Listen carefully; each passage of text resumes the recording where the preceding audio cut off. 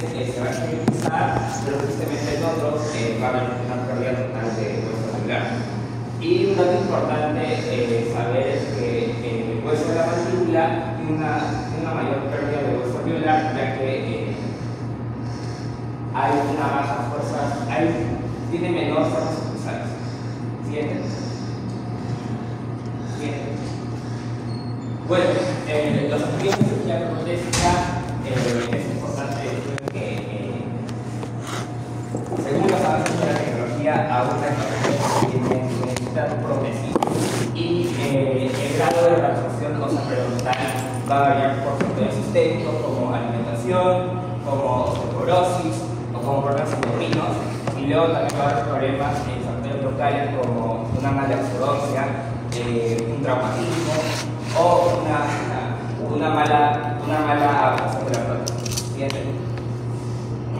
¿Siguiente? Ya bueno, características del buen soporte protésico.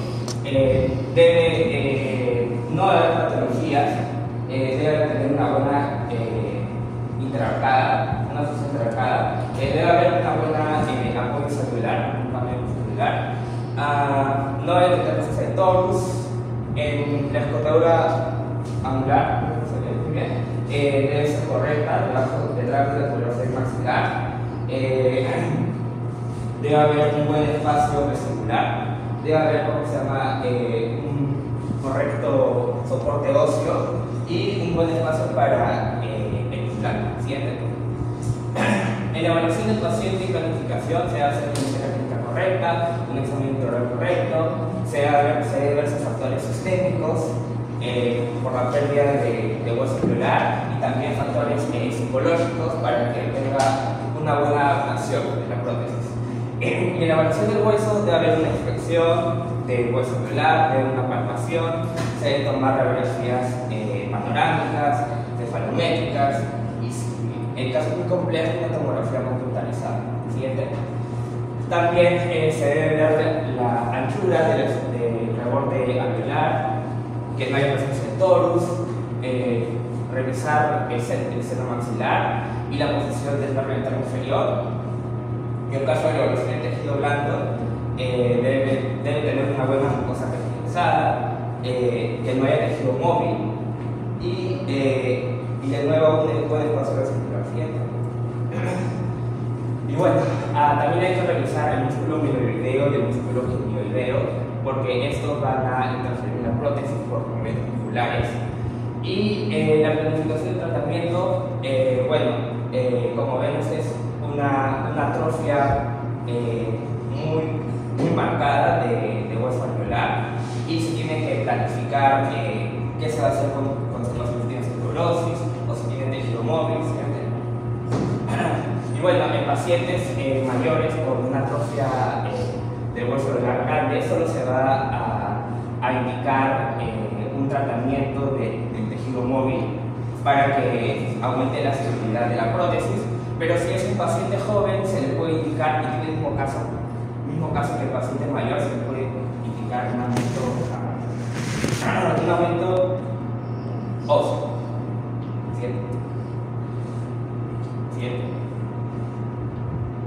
Ya bueno, el repertorio de los rebordes alveolares, las celularidades del hueso alveolar detectadas durante la extracción dental o termoflexión deben corregirse antes de la rehabilitación protésica. El capítulo aborda la preparación de los rebordes para prótesis movibles, que resalta la importancia de conservar al máximo el hueso y los tejidos ante una posible fractura. Colocación de implantes. De ahí paso a mi compañero.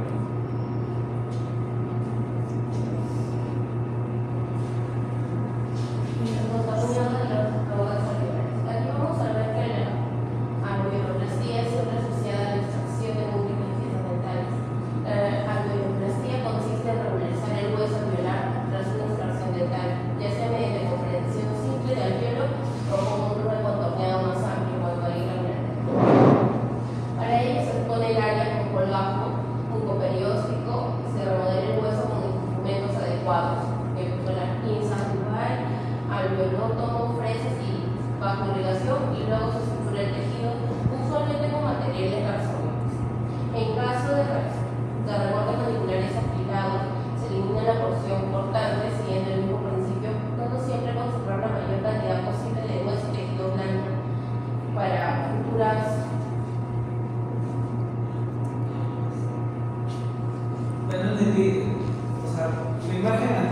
Regresa de diapositiva anterior. Ya. Vamos a tratar, chicos, de explicar un poquito las imágenes, ¿ya? Porque son textos largos que nos están leyendo. Futuras rehabilitaciones. Pasa a la siguiente. Claro, no vamos a leer todo ese párrafo. Explico un poco.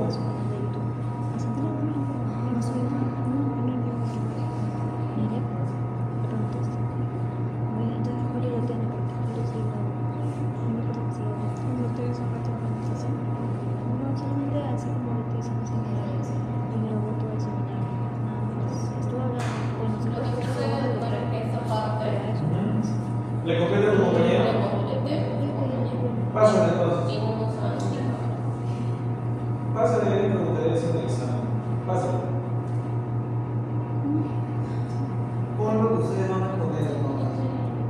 Por favor. Explícalo. No, o sea, de hecho, claro, tienes que leer algunas partes importantes del párrafo, pero no todo el párrafo. No te vas a explicar. Para la parte aquí, que era el recorrido de los superiores previos de la parte de la exposición palatina lateral. Bueno, como se sabe, la exposición palatina lateral produce irregularidades, también crecimientos en la bóveda palatina, ya que esto dificulta la construcción de la prótesis y puede causar úlceras en la mucosa cuando es llegada a ese grado.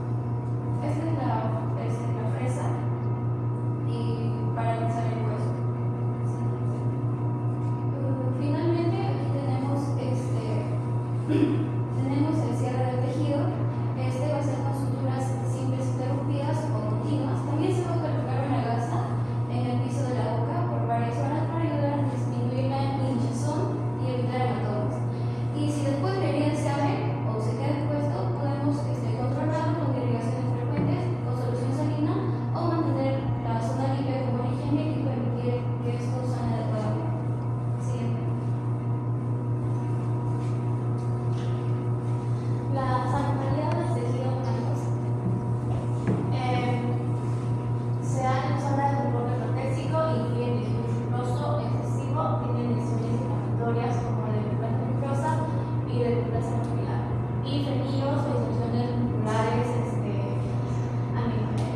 anomaladas. Aunque muchos no causan problemas con las dentaduras completas, sí pueden interferir cuando se requiere prótesis en la pérdida dental debido a la erosión ósea. También se debe evaluar hacer un procedimiento a largo plazo, porque si el tejido fibroso está muy plácido, puede que a futuro pueda hacerse un tejido, aumentar el recorte óseo o hacer un injerto. Con respecto a cuando hay una extirpación de los estenosis ósea palatina, y acá tenemos una extirpación del torus palatino. Ya, pero es una anomalía de tejido blando, Sí. que estás enseñando un torus.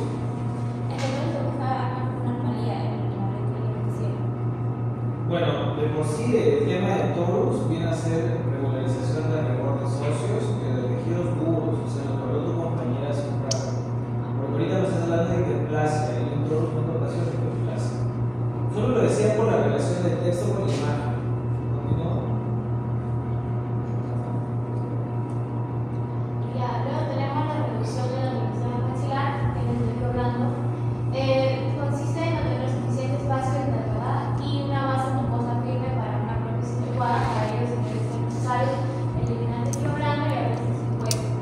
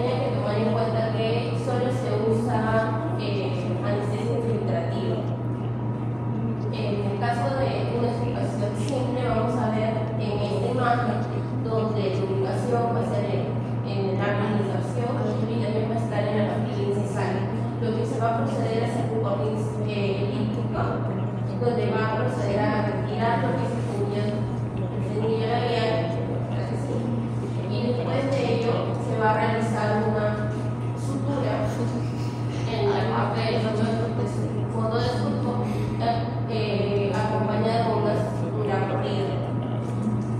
Puede que en esa porción inferior, esa pequeña porción, no llegue la piel a unirse, por así decirlo, y se pueda regenerar o cicatrizar con una segunda impresión, ya que en la mayoría de casos son de literatura técnica. Luego tenemos la cetaplastia, donde también se va a realizar lo que es una incisión elíptica, como vemos aquí, pero esta va a ser acompañada por unas incisiones oblicuas, pequeñas incisiones oblicuas, para poder retirar de esa forma el frenillo labial.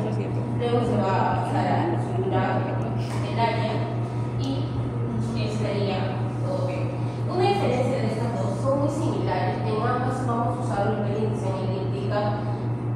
La diferencia es que aquí vamos a usar unas incisiones laterales oblicuas y que aquí puede retraer el tejido más y en la superficie no retrae el tejido, ya que la incisión es pesada.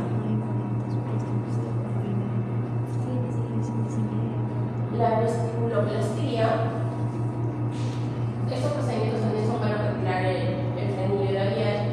Aquí esto se va a utilizar cuando la zona o la base del frenillo es más amplia. Vamos a hacer una incisión en forma de B, como lo observan aquí. Vamos a cuidar de no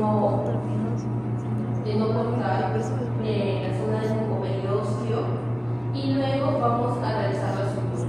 La sutura no son una sutura corrida, sino son una sutura por puntos, aproximadamente 3 o 4 puntos, y luego se busca que la cicatrización también sea por una intención.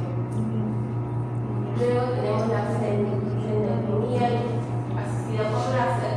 Esta va a ser menos invasiva, el paciente va a tener menos dolor, menos sangrado y la recuperación va a ser más rápida. Como podemos ver aquí en el video, es donde a través del láser se retira el frenillo labial y el sangrado o el sangrado. De ahí tenemos la frenectomía lingual.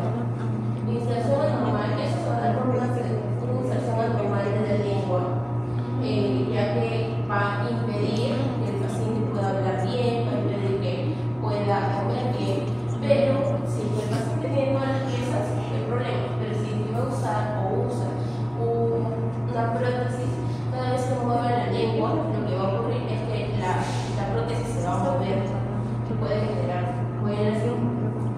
Entonces, lo que se va a realizar acá es poner un botón para poder levantar la lengua y así poder trabajar en la parte del frenillo lingual. Luego vamos a colocar una hemostática para poder realizar una incisión transversal y poder retirar el frenillo. De esta forma, y luego hacemos la sutura y ya, No, aquí normal. Espera, fui reír.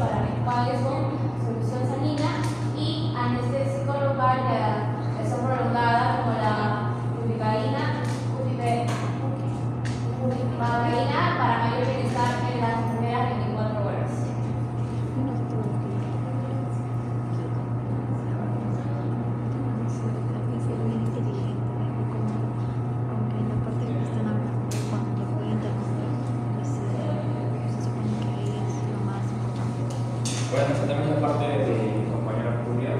En la presentación del reporte regular, el objetivo es lograr y mantener y recuperar la mayor cantidad posible de hueso en la extracción. Si el cliente no es restaurable, la extracción y la conservación simultánea del alveolo, además de ayudar a mantener la altura y anchos alveolares. Luego, los materiales utilizados son usar materiales óseos para mantener la estructura, pueden ser injertos, semi-injertos, y permiten evitar la movilidad del hueso autónomo. Los materiales se absorben lentamente mediante reguladores. ¿Sí? Ya, la técnica de cicatrización es hacer una extracción atraumática reservada de pared bucal igual. Se realiza por el traje en integración al alveolo, se coloca el material del injerto y se comprime hasta el nivel de la cresta alveolar. El injerto se cubre con el material colágeno y se fija estructuras resorbibles. Si se usa una membrana resorbible, se requiere mínima elevación de tejidos y la rehabilitación ocurre en pocas semanas. Y bueno, el implante dental suele colocarse de 2 a 6 meses después. Gracias.